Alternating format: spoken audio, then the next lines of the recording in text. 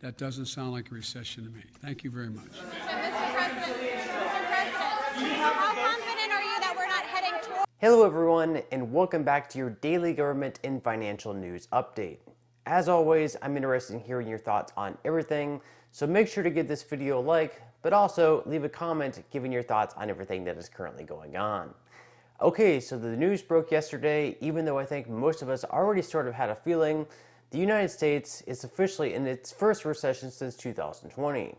But considering the recession in 2020 was only due to the fact that pretty much the entire world was shut down for several months, you really have to go back to the Great Recession of 2008 to 2009. And so, officially, in the second quarter of this year, the GDP fell by 0.9%, a small uptick from the 1.6% decline in the first quarter, but was worse than many economists had predicted.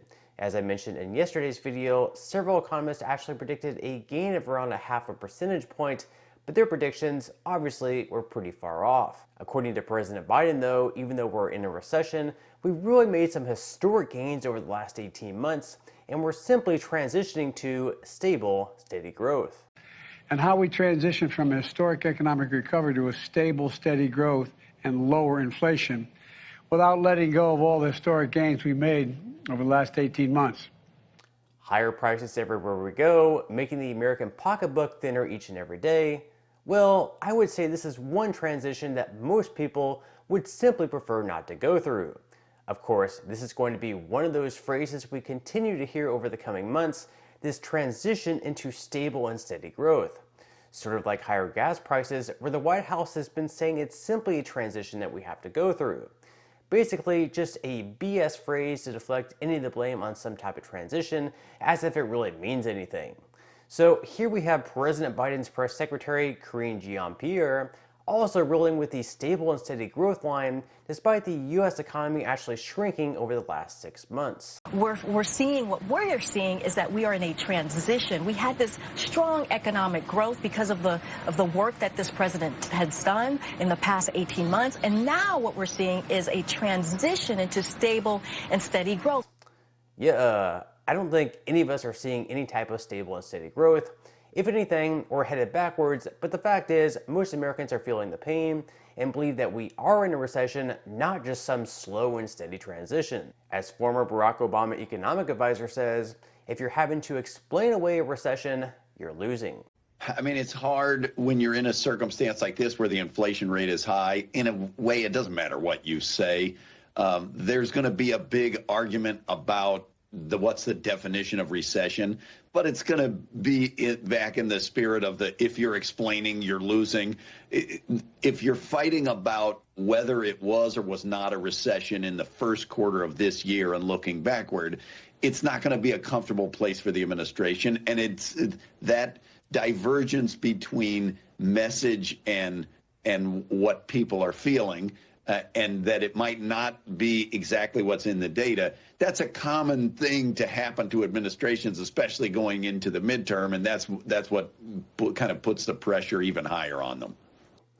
And President Biden's administration can try to explain away the recession, prop up other issues such as the lower unemployment rate, but the fact is, according to polling, 64% of Americans think the economy is indeed in a recession, and they're feeling it everywhere they go. What we do know is that Americans hate this economy, right? The CNN poll out recently found that 64% of Americans believe the U.S. economy is currently in a recession. Now, that may not be the case, but that's what people feel. And Don't tell me how to feel. Exactly. But that is because of the high cost of living. People haven't experienced like this, anything like this, many of us in our lifetimes, and they're feeling it at the gas station, the grocery store, at the mall. And until that improves, people are still going to dislike this economy. Now, in some other news, yesterday, Senate Majority Leader Chuck Schumer and Senator Joe Manchin released the outline of their new reconciliation bill, months after Democrats have failed to get anything done on that front. The main reason for that was the fact that moderate Democratic senators such as Joe Manchin and Kyrsten Sinema have refused to raise taxes on Americans and have also really balked at any more spending due to the scare of inflation. But now, with the majority leader in the Senate working closely with Manchin, it seems like they might be able to push this one through, of course, without a single Republican vote. This bill is called the Inflation Reduction Act of 2022.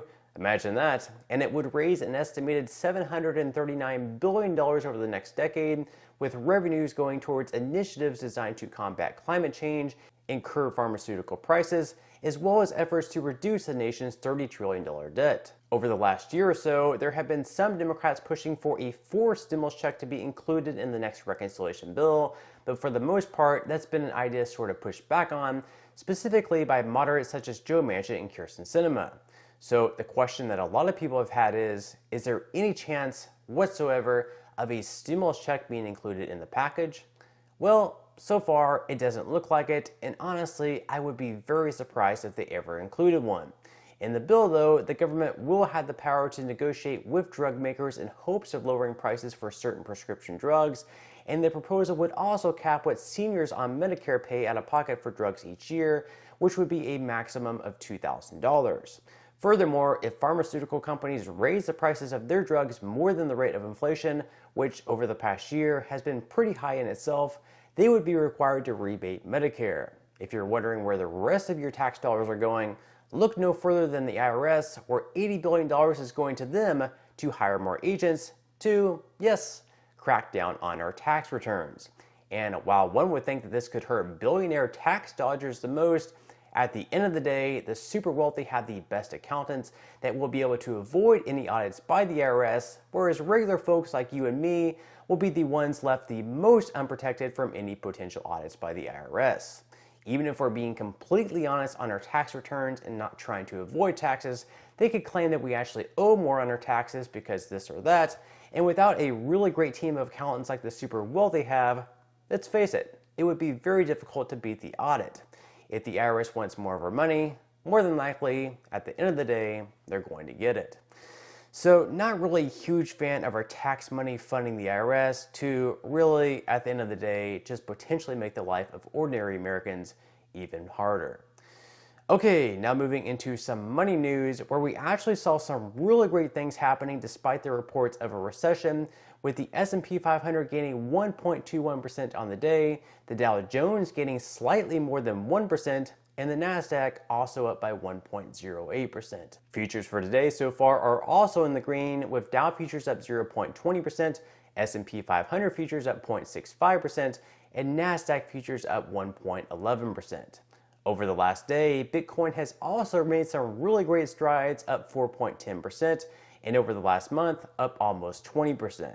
So with the US officially in a recession, inflation at its highest point in 40 years, and the Fed continuing to raise rates to combat inflation, many would think this would be the time for stocks to be headed downwards, but since the second half of this year has started, things have actually been really moving in the right direction.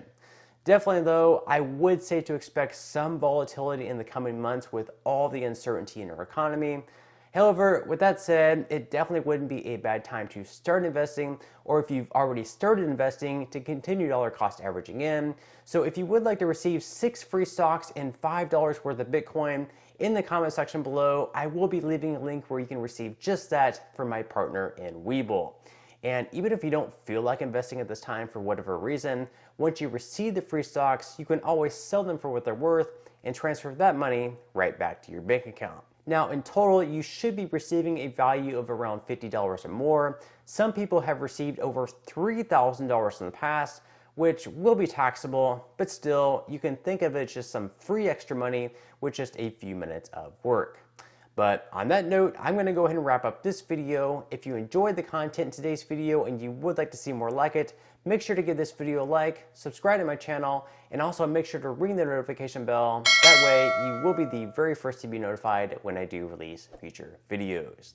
And until next time, I hope you have a wonderful day ahead, and I'll see you in the next video.